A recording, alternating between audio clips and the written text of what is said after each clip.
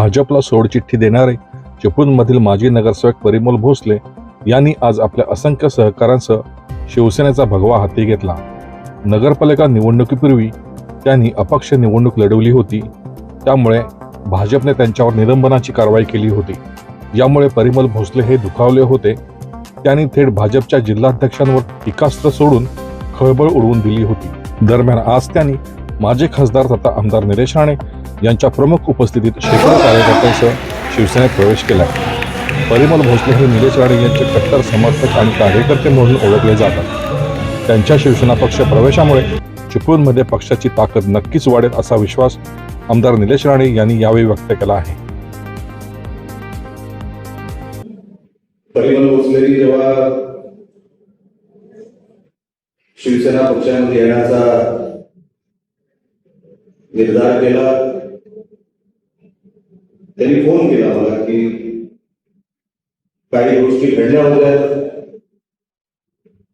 परिमल आणि मी अनेक वर्षांपासून एकत्र काम करतोय.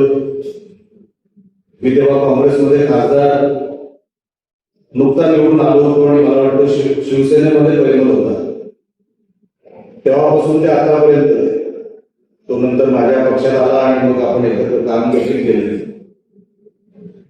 अतिशय धैर्याचा कार्यकर्ता आणि ज्याच्यावर प्रेम करेल ते मनापासून करेल, ते पुढे मागे तो कधी काय बघत नसतो. तर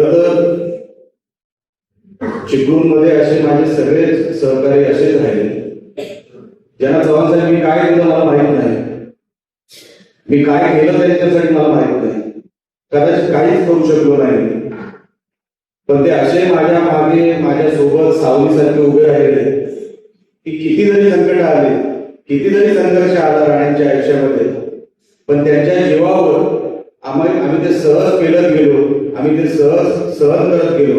कधी आम्हाला कुठलीही गोष्ट जाणवली नाही, कारण या सगळ्या मंडळींनी कधी मला ती जाणून दिली नाही. 2 पराभवानंतर परत उभं राहणं अनेकांना जमलं नसेल, कठीण गोष्ट असते, पण त्याच्यामध्ये असे सहकारी मला भेटले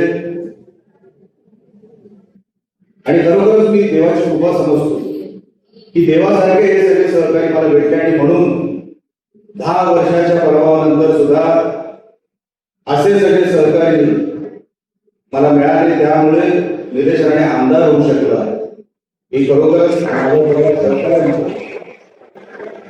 आणि सहकार्यामुळे आहे अशी माझी समज आहे. सन्माननीय सदानंद चव्हाण साहेबांनी जी आज खात्री दिलेली आहे परिमल आणि त्यांच्या सगळ्या सहकार्याला, साहेब त्यांना आपण जपा. आपल्या बरोबरची सगळी लोक होती, ते लांबून जरी आमच्याकडे बघत होती तेव्हा, पण तुमच्या छत्रछायाखाली होती.